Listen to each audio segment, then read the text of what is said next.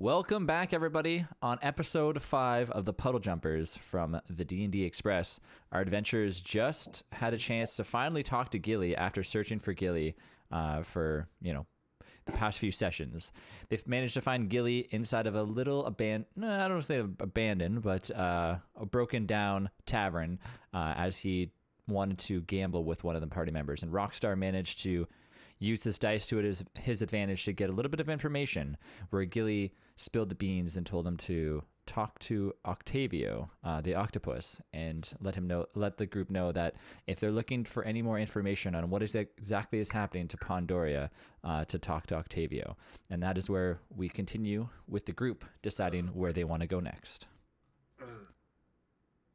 So you guys are basically all now standing. I believe you guys were you guys standing out front, or are you guys still inside of the tavern? Decided. Okay, I don't think we left yet. You didn't leave. You didn't leave yet. That's right, because Gilly left the back room and he went out front to get himself a thing of ale before he walked out the front door and hit the bar, bar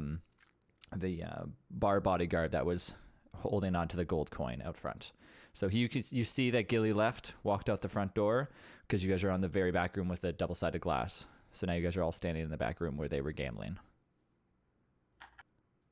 I think I know this Octavio, but I don't remember exactly. What do you know of him? He used to be around here. He's not from these parts, though.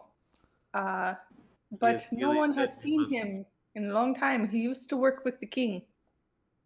Oh, Yes. really? Gilly said he was located somewhere. Does anyone remember what he said? Did you say the deep agua? Yes. Yeah, the deep agua or aqua, something like that. I believe he said dark ponds of agua.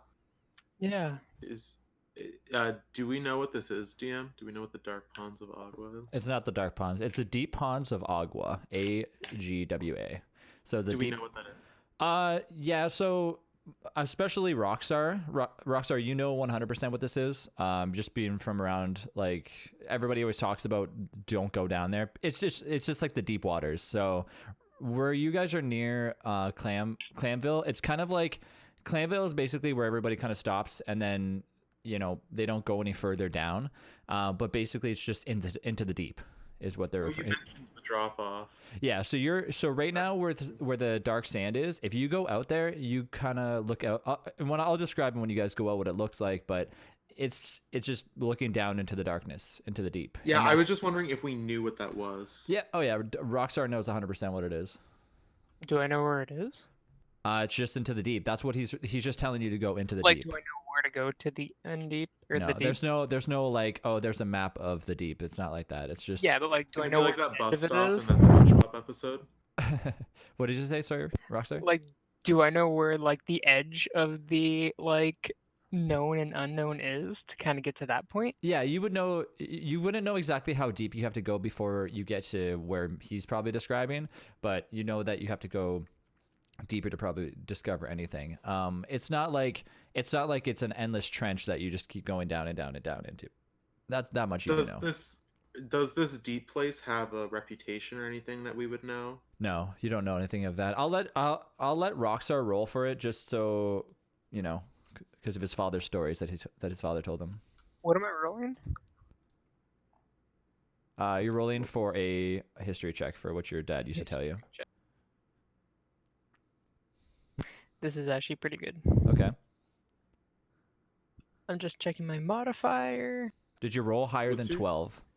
Yes, I rolled Okay. an 18. You rolled an 18. Okay, so you remember how you were asking about how your father mentioned about, going outside the kingdom and being careful because, people are out there that'll try to, take advantage of you and try to get as much coins that inside, from your coin purse and all that stuff. Well, he was also mentioning that he remember him mentioning not about the deep agua, but he referred to it as something different, and you don't remember exactly what he called it, but you remember him mentioning about like the deep, basically the deep is what you kept remembering him saying, and he said that like when you go down there, everybody's basically for themselves. That's what you keep remembering. Everyone's basically, so you can probably assume that the deeper you go, the more trouble you're going to be into.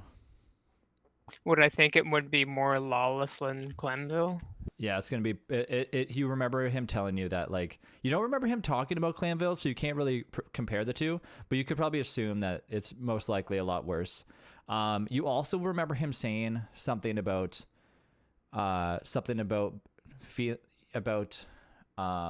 needing. You know what, you don't remember that far. I wrote down it. You don't remember anything else. Okay. Well, guys, I know some information about the deep. I heard stories that my dad used to tell me. What was your And father's name? his name was Boris, the starfish. I Boris was thinking Star. maybe something like All Star. That was my mother's name. Uh, Yeah, but anyways, from what my understanding is, it's a dangerous place. I've heard that the deeper you go, the more you have to be careful. So My I don't middle know if name it's like is danger. I don't know, honestly. He never told me those kind of stories. hmm. It was As a long long as there are time ago. less people, I'll be happy about this. These city folk are getting on my nerves. Easy to fire swim? I did not quite catch your words. Easy to fire swim from here? I kind of know a direction to go, but I don't know how deep we have to go. I don't know where to go after that. I don't know where this guy's gonna. Does anyone have any light source?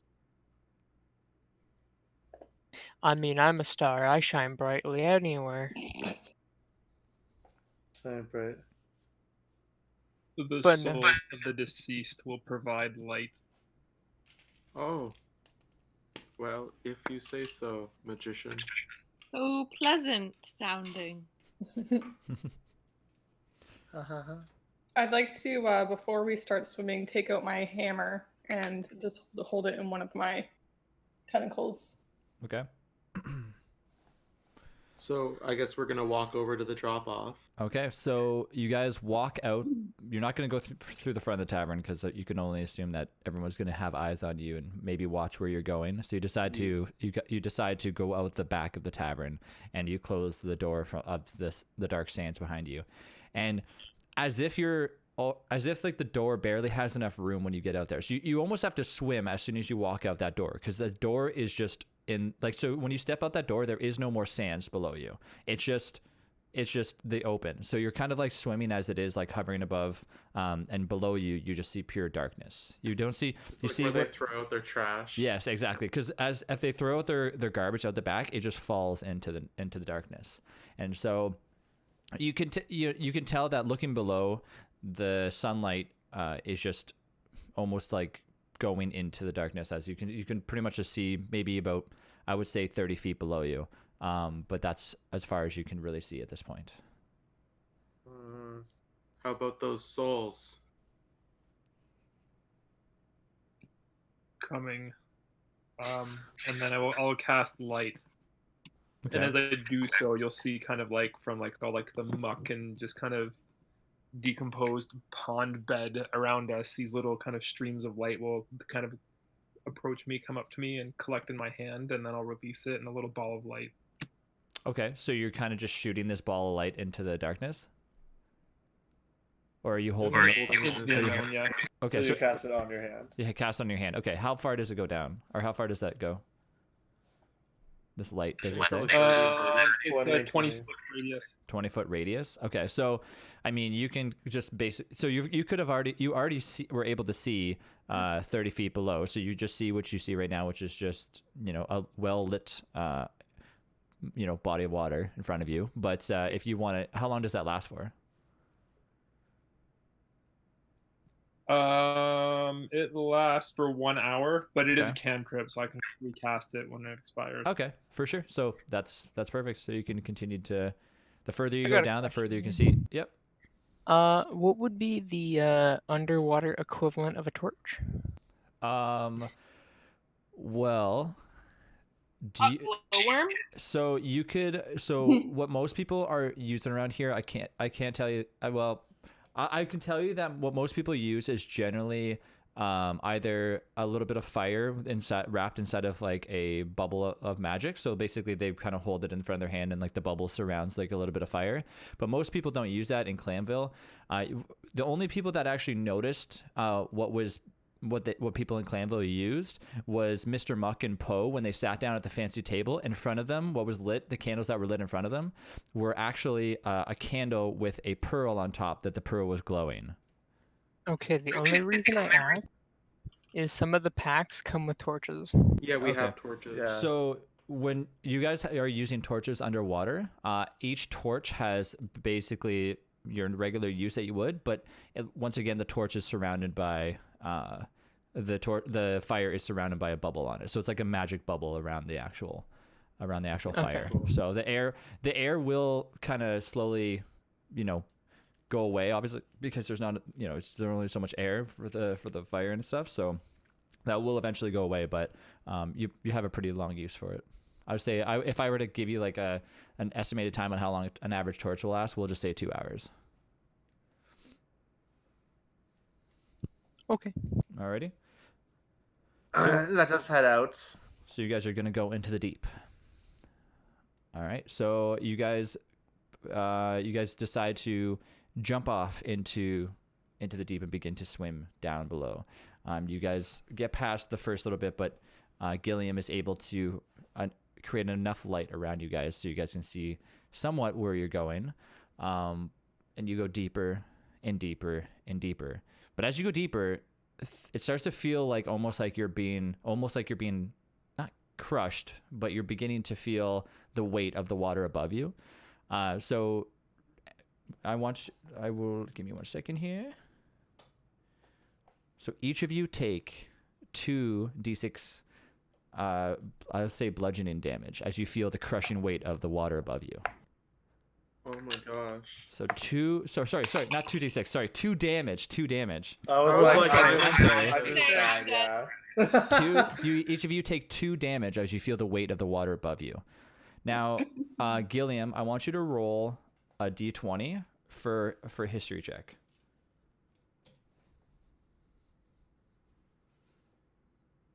Okay, hang on a second here. I rolled an 18 plus my modifier, which is 5, so 23. So when you were as soon as you're in this state of being like crushed, you start to like wonder like what is happening around you. You'll remember something when you were inside the pearl shop, as when you were exchanging pearls and stuff, and you remember that there was almost looked like adventurers that were behind you that were going on like a trip. And you remember when they were putting on the necklace, one of the clerks mentioning something about, well, you're going to need this if you go into the deep. And that's what you remember. Yeah, I think we forgot to make a stop at the pearl shop, as was recommended to us. We were told we are not welcome there by Mr. Muck. Yes. No, Mr. Muck is not welcome there. The rest of us are okay. What did we have to get? Rockstar. Yeah? Didn't your father warn you of this? No, he just said it was dangerous. We should head back then. Yes, I recall when Rockstar and I stopped by there while looking for Gilly, overhearing some adventurers discussing purchasing some of the jewelry there and how it would protect them from this, perhaps. Well, I am not welcome there, so you all may go. How long had we been swimming for? Sorry?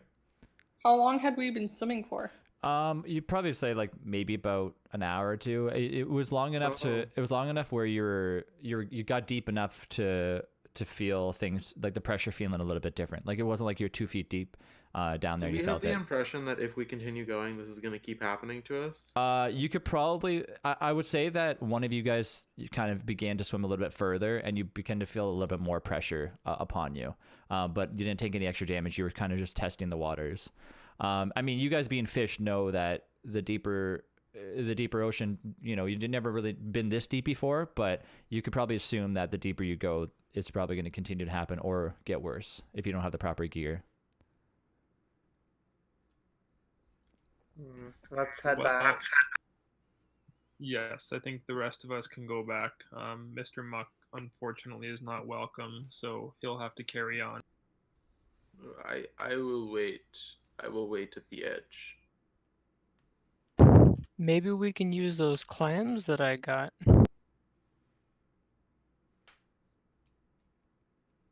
For what? For money? Yes, I mean, they sold, well, a manner of things, but necklaces, and they seem to be interested in gold as well as clams, and I don't recall it being overly expensive. Perhaps 2 to 5 gold per item. Ocho might have difficulties with this. Yes, I have no money. So are you guys going to be going back up?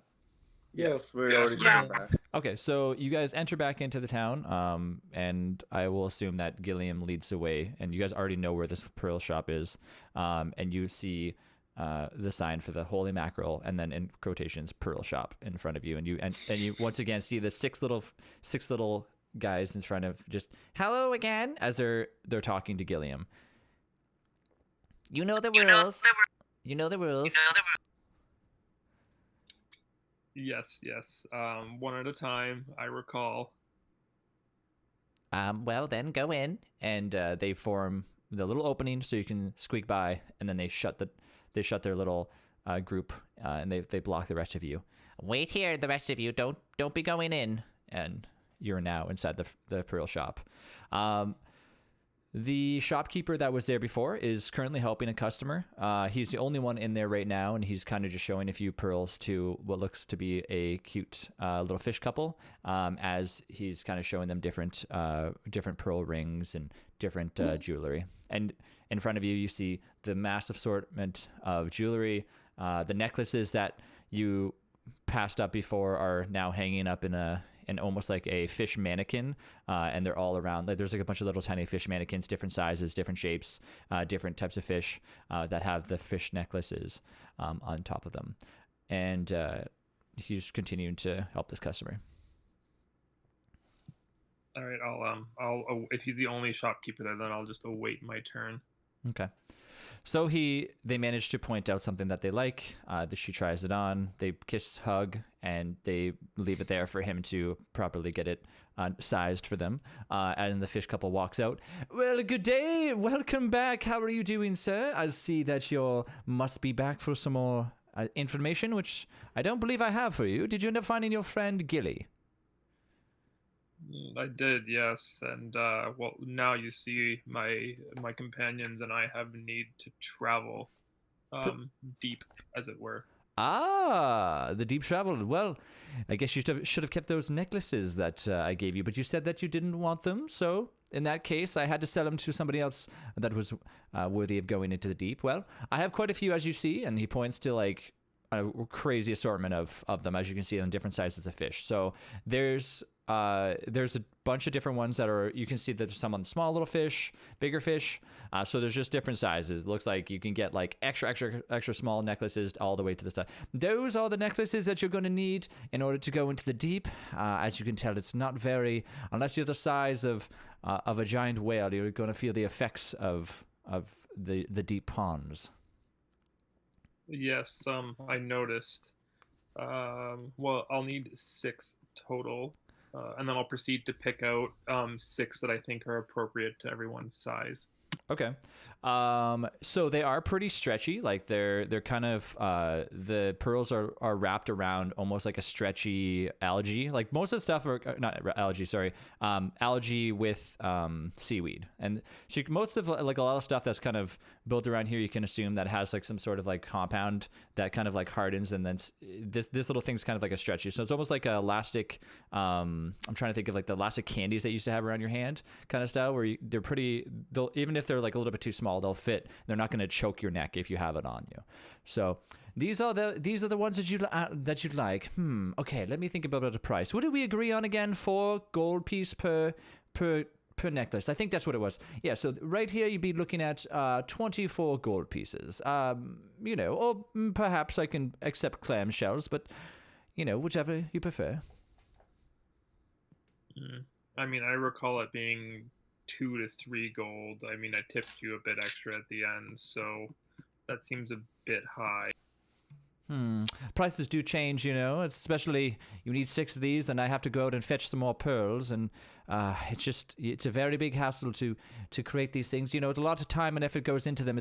Sometimes it's only me here, sometimes it's a few of my companions in the back, but as of right now, we're running very low on pearls, you see. So let's, why don't you say we meet at the middle there and go for 3 gold pieces per. That's 18 gold total. That's a hell of a deal if you ask me.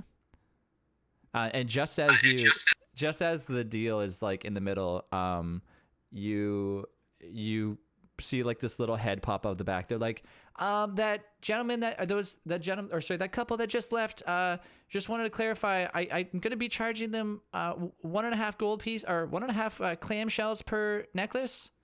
And you can kind of tell that his face is getting completely red as he's trying to be as he's already in the middle of the deal right now, and he's kind of just like shh to the person behind him. Why don't we do this, sir?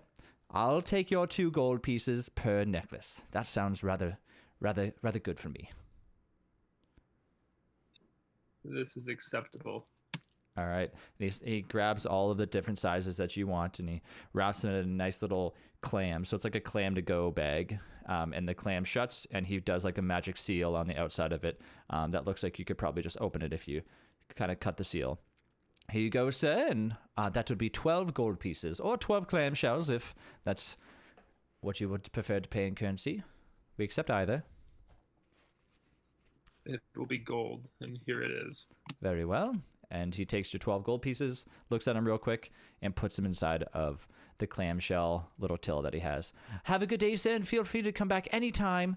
And remember, if you're in the darkness, tap a little bit on the side, and it'll produce enough light so you can see in front of you. I added that little added that little touch onto those necklaces myself. So basically, it tells you that if you tap on the necklace, it'll provide a little bit of light as you guys continue your travel down below. Useful. Well, thank you very much, and may our paths potentially cross again. Okay, and the little guys make their way open so you can get out of the shop, and they go back to where they were before. I have what is required. Let us go. But we need them first. Yes, I'll distribute as we travel. Sounds acceptable. Oh, this looks too small. It'll choke me. Oh, wait, they're stretchy. How much were these? How convenient. I don't understand. Did you pay with this? Do we owe you? Yeah, did you buy all of these? Yes, I did. And don't worry, just they will fit, and apparently we can tap them and they will provide a source of light as well as protection from the pressure of the deep. I like these clam containers they came in. Is this currency too, or is this different? And are the clams alive? What do you guys think? I expect they're the corpses of former living beings. Probably eaten in soups and dishes previously. Oh, soup. I could use some soup. Tadpole soup? So good. Well, everyone ready? Yeah. Ready? Okay, so you guys go back to not necessarily behind the dark sands anymore, because I don't think you need to really be. You know where the drop off really is.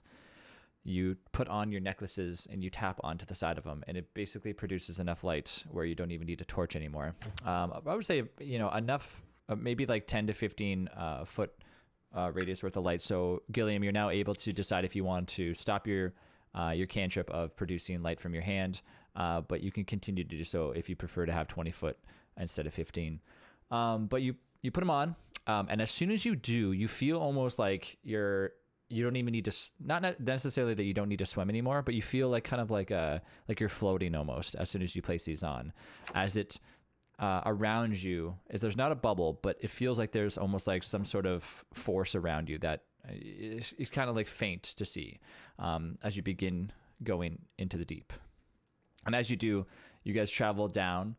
So you've already been kind of going back and forth a few hours because it took you about an hour to go down, and you came back up to the pearl shop. You went back down, so it's a lot darker than it was before. It was pretty much early, not early in the morning, but it was early in the afternoon, and now it's getting a lot darker. And as you go deeper, you're a lot more cautious this time, but you manage to notice that there is no more effect, and you're no longer getting hurt for going as deep as you were before. As you guys travel deeper into the darkness. And as you guys travel deeper, you kind of you're kind of like traveling through colder and colder and colder waters. And this is where Rockstar, you kind of start to get the feeling that, this is what kind of your dad used to tell you about all the time. Like the stories that you were asking earlier kind of come back, and you start to feel like almost like anything could happen down here. You don't really know, you can't really tell what's around you. You can only tell what's kind of like right in front of you because you have like I said, the 10 or 15 foot amount of light in front of you. So Everybody should be aware at all times. It's hard to see down here, so be careful and watch out for each other, okay? We got this. Yes. And I'm gonna pat Gillian's back, and I'm gonna try to slide 5 clams into his pouch. okay, I mean, you can just do sleight of hand if you don't want him to notice. Do you want him to notice, or do you want him to not notice? No. Okay, so you can just do sleight of hand. You can roll for it. 17? All right. So you manage to take the clams, and you tick, tick, tick, tick, tick, tick, as you drop them into his little pouch without Gilliam even turning a shoulder to find out. So are you guys going to continue to just keep traveling down and down and down and down, or what are your plans at this point? Yeah, I think Well, just there's nothing. now. There's nothing around us, right? From what you can tell, no. You're kind of just getting deeper into the waters. So what is our plan?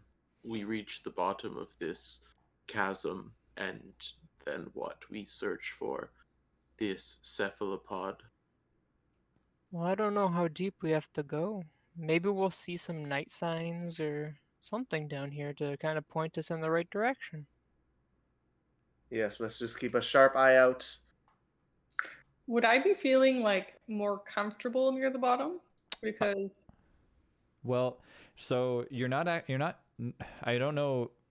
You're not really close to the bottom just yet. You kind of just descended to where you were before without having the feeling of like the crushing water above you.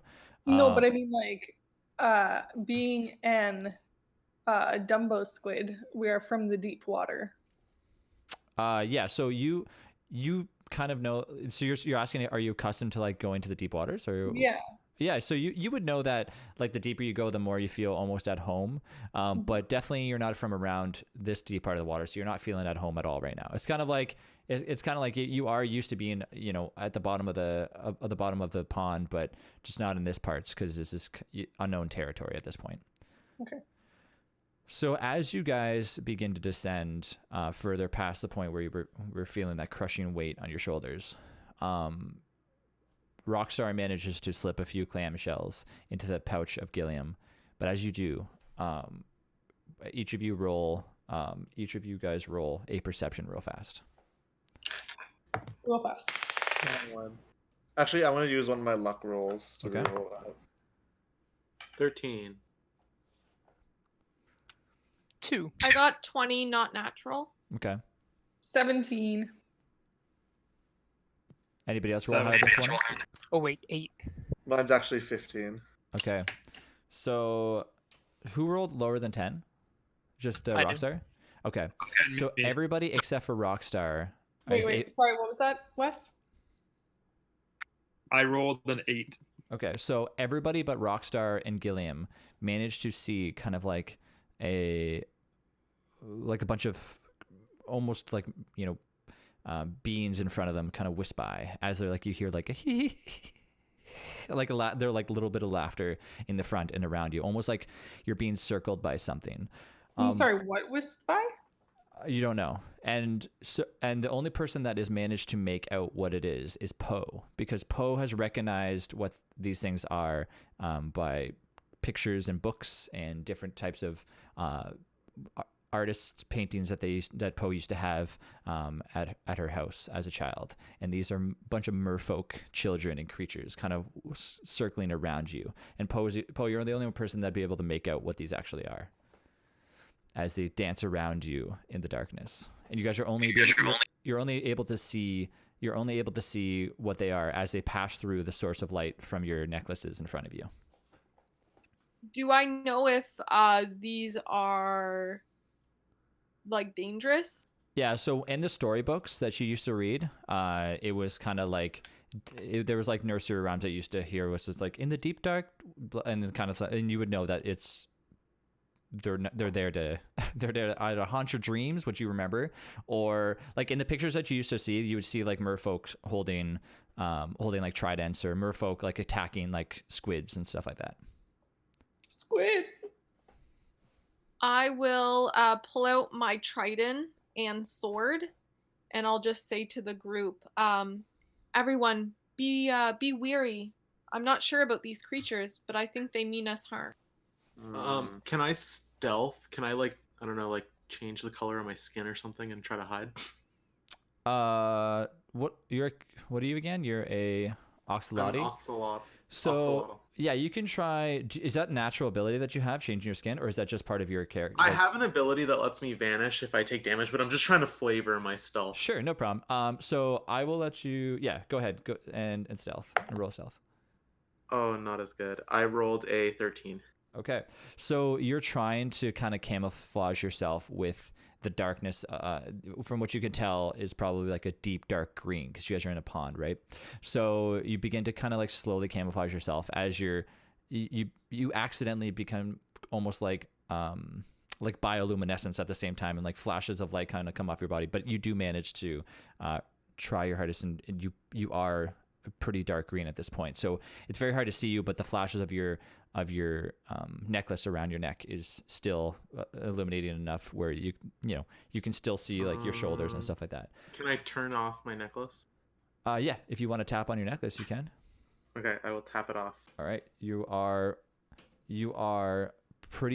like stealth with advantage at this point if you were to approach anything.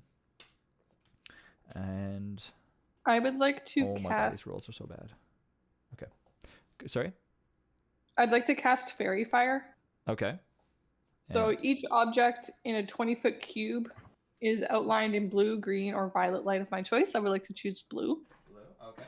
And any creature in the area, when the spell is cast, is also outlined in light if it fails a dexterity saving throw. Okay. And objects and affected creatures shed a dim light in an additional 10-foot radius.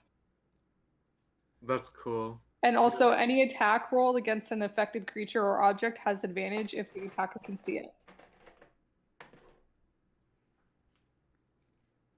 Give me one So second. you're like you're like what does it look like when you cast it? It comes from all 8 of my tentacles, and it goes in like all directions around me. Like I spread my arms out kind of in a circle.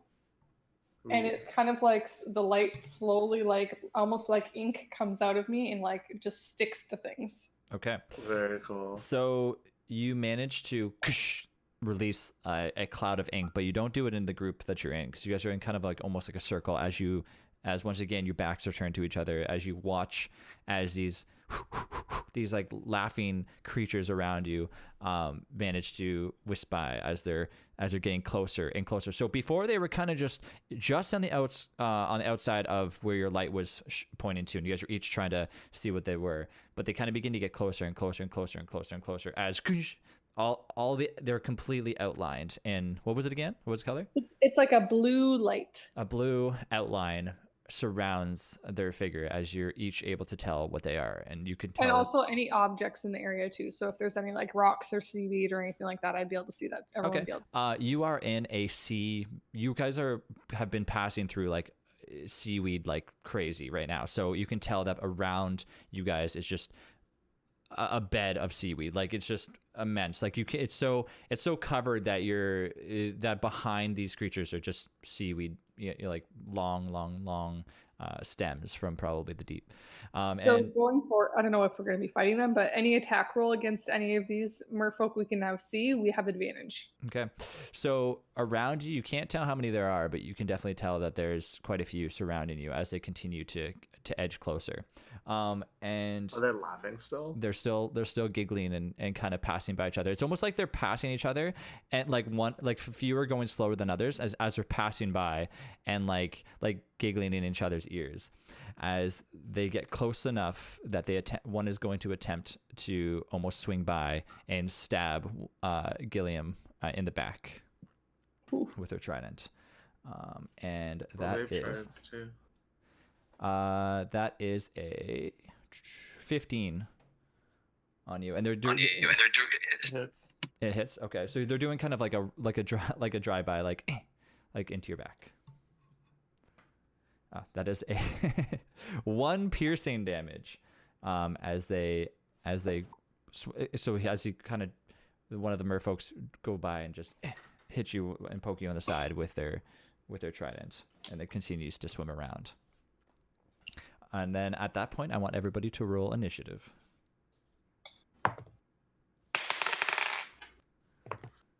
Oh, not 20. Nice. You're not supposed to announce until he asks. Well, not 20. Not good, not good.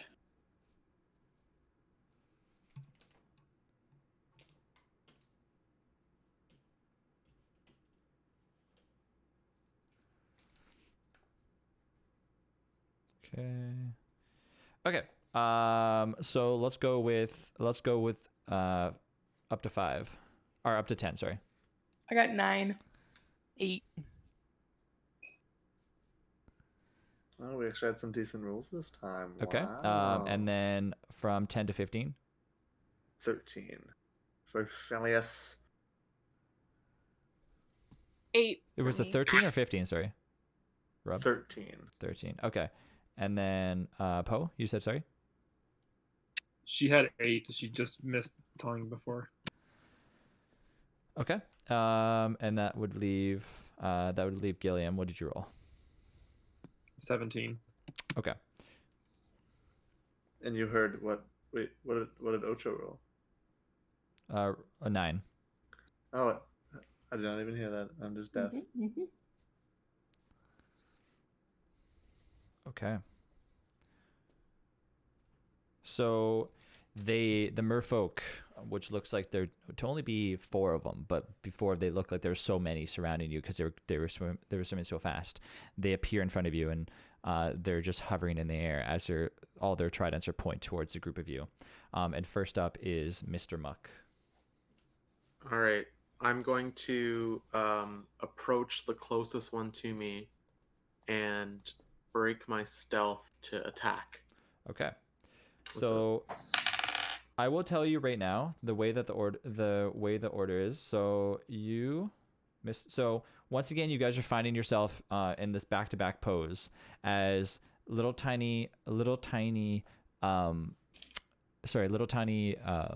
Ocho has a merfolk right in front of her with a trident. You have Gilliam with a trident in front of his face. You have Mr. Muck with a trident in front of his face, and you have Poe with a trident in front of her face. So right in front of you, Mr. Muck is one. The only people that are not directly facing one, Rockstar and Phileas, you guys have one to your left and to your right because that is where they're pointing at your allies that are next to you. So Mr. Muck, you're going to try to attack one of them? I'm going to attack the one that has its trident pointed at my beloved Poe. Okay. Oh, at Poe. Okay. Yep. And I'm going to try to assassinate it. So I'm going to break my stealth, and I rolled a 14 to hit. Are you going up to attack it? Because you are right in front of. So you're gonna get it. So the one that's right in front of you will get attack of opportunity because you're gonna be moving. Could they see me? If you're breaking your stealth and then moving out of there, do you know what I mean? I was gonna break my stealth to attack. Okay, so So the one that's right in front of you, you're rolling. You basically were stealth, I guess. I guess you did still say that you took your light source off of your necklace. That is true. Okay, so I will let you go over there without an attack of opportunity, and you're going to try to stealthily attack from the back so of it for the side. From behind. Behind. Okay, so now you're behind. With this merfolk. I'm gonna take my dagger, and I rolled a 14 to hit. All right. So that hits. Yep.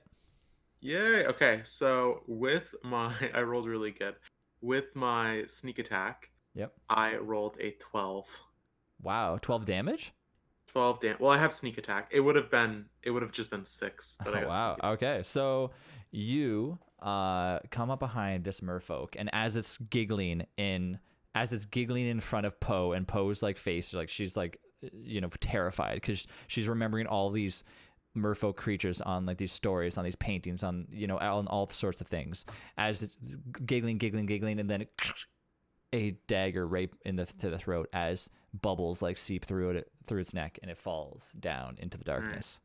And then I'll wink and give a little kissy face to So Poe. there is no merfolk in front of you anymore, Poe, as it falls into the deep. All right, next up is Gilliam. All right, I will look at the one directly in front of me, and I will reach into my bag and pull out some of that rotting crab meat that I kept, and I will also take my pearl, and then I'm gonna like jam it into like that handful of rotting crab meat, and then I'll utter a small incantation, and then from that, this kind of like tendril of like sickness is going to reach out and lash at the one in front of me, and I'm casting what's it called, Ray of Sickness or something. Ooh. Okay. All right, so do I have to roll against that or something? You do have to make a Constitution saving throw if I hit. So let me roll to see if I hit first. So I got 20 total. 20 to hit, you mean? Yeah, 20 to hit. Yep, that's the hit. Okay, so I'll roll the damage. Okay.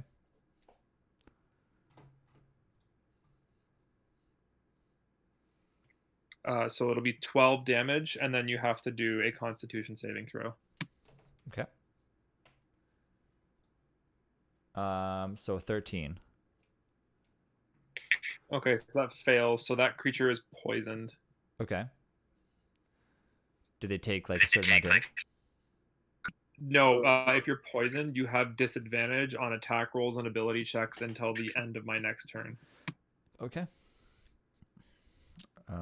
All right. Are you doing anything else, or are you just kind of? Do you have a? Nothing else. That's my turn. Okay. Next up is the one that was actually still standing in front of Muck in front of Mr. Muck as he ran away. So now this merfolk is now eyes on Rockstar as it approaches, and it's going to go for a trident attack on Rockstar. And that is 6 to hit. That is a miss. All right. So it tries to, as it's like laughing, it just goes to pierce towards you as you kind of, it kind of almost looks like it's stabbing like the middle of your starface shape as you kind of like suck in almost like as if you're sucking in your stomach, and the trident doesn't even touch you as it just rebounds out, and it completely misses. Next up is Phileas. So, who am I next to? Is there anyone beside me? So to your right, directly to your right is Gilliam, and directly to your left is Ocho. And we're surrounded by. And both seaweed. of them have merfolks in front of them, and you're surrounded by seaweed. Yes. Okay. So I am going to gesture with my driftwood towards the seaweed, and say, "This may be deeper than I'm used to, but the pond is still under my command." And I will use my bonus action to use my grasp of the deep feature, Okay. and cause like a spectral seaweed tentacle to come out. Ooh. Seaweed and slap at the one that's behind Ocho. That's in front of Ocho because you said there was one in front of Ocho, right? Yep. Yep. So I'm gonna slap the one in Okay. front of Ocho. Do you have to roll the hit, or is that just like an automatic? No, it's rolled a hit, but I have Okay. advantage because of the fairy fire, Sure, right? because the fairy fire. Yep. Ooh, okay. So I think I hit because my first roll is a 24, but I want to see if I can crit. Okay. I did not crit. Okay. So this is gonna be lightning damage this time. All right. So it's almost gonna be like a little electric shock as it hits, and it's gonna be dealing 1 lightning damage. Ooh, Nice. 1 lightning damage. So good. And then there's still one more that isn't in front of Gilliam or Ocho, right? So you did 1 lightning damage to the one that's One in of- front of Ocho, right? Yeah. Yes. There's the other one is in front of Gilliam. So as you produce, you kind of control of the seaweed that is behind these little merfolk. The seaweed pieces kind of wrap itself around it and slap it across the face as it takes a little bit of lightning damage onto its cheek. And yeah, the other one is in front of Ocho. Or sorry, I thought Gilliam. there was 3 left. There's 3 left. Yeah. So there's one in front of Gilliam, one in front of Ocho. And the other one is was in front of Mr. Muck, but because Mr. Muck moved over to kill the other one, it's now in front of Rockstar. Rockstar. Okay, so I'm gonna If you were to turn around, you could see the one that's right in front of Rockstar. Yeah, but it's not right beside me, right? Nope. That one. Nope. Okay, so I'm gonna turn to that one then, and use my action to kind of collect a group of bubbles in my hand and shoot out an Eldritch Blast at that one. Okay. And that's only an 8 to hit. Nope. So as you shoot out the little bit of bubbles that come out of your, are you shooting with like your hand or your staff, or what do you have? That one was with my hand. All right. As you shoot out with your hand, a bunch of bubbles come out as it kind of just barely reaches it as the bubbles dissipate in front of its face, as if it's just kind of not really affected at all by the spell. Next up is the one that is in front of Ocho. Great. And it's going to try an attack. Or try to attack how? Try an attack? Oh, I thought you said try to attack. All right, and that is a 20. Yeah, that hits. All right.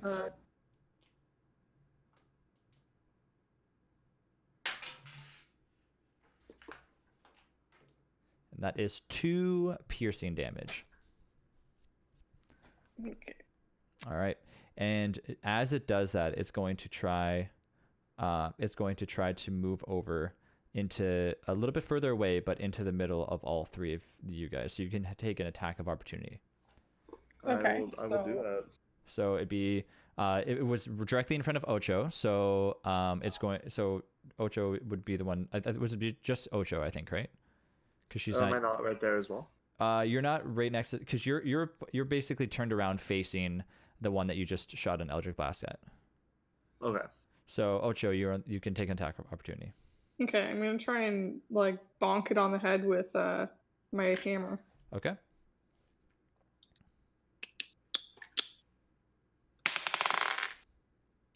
That is 13. Yep. Okay. Oh, that's the wrong dice. That is 4 damage. All right. So as it swings by, you manage to hit it on the side of its head, and as it takes 4 bludgeoning damage or piercing damage. Okay. Bludgeon. All right. So it's got a little bit of a headache now, as it steps a little bit further back, but is now in front of all 3 of you. So it's not directly in front of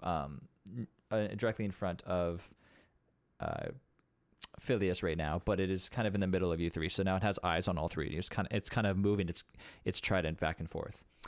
Next up is I believe it is it is Rockstar. Okay, so I will. Actually, sorry, it was Rachel. Rachel, you rolled a 9, correct? Mm-hmm. Okay, so sorry, it's Poe. Or I mean Ocho. Okay. Is there any mermaids that are not currently in the middle of the group that are kind of more on like the outskirts? There is no. They're not in the middle of you guys at all. Oh, I thought you said one moved like into the middle.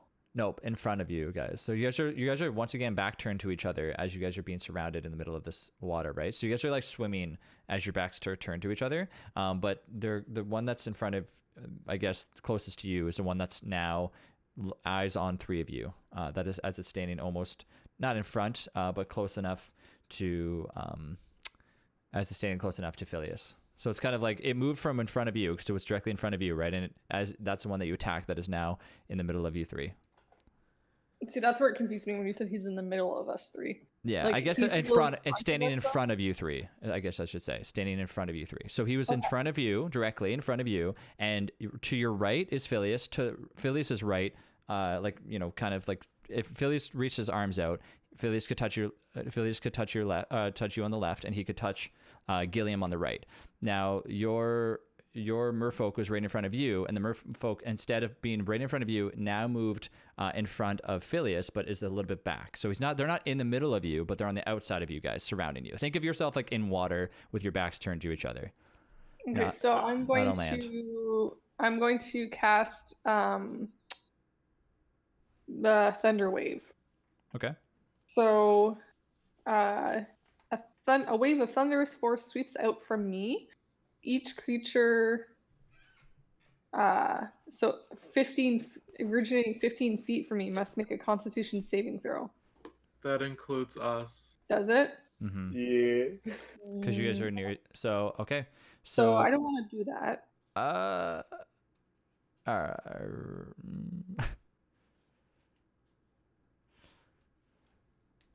You I guess said it. You kind of already do I it guess though. it's up to you. I don't know. Yep.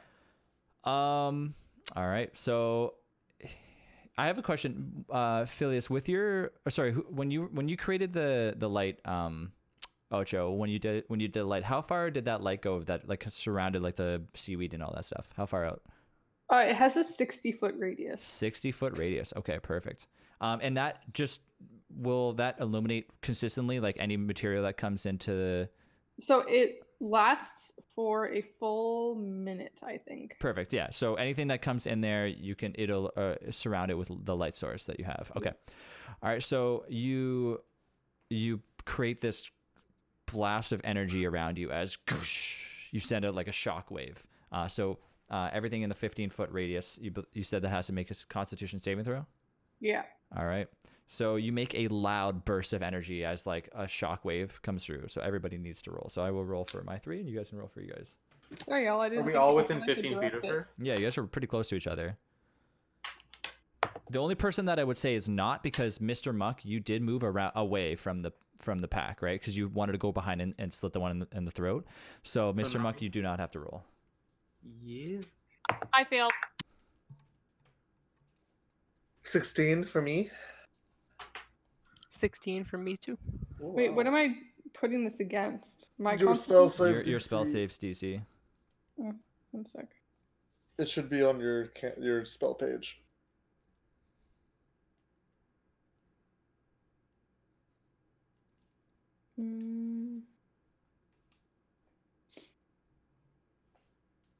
I have one of those like apps open. I just don't see. So it should be like next to where it shows your like weapon proficiencies, to the right of that. Oh. Oh, okay. So my spell save DC is 13.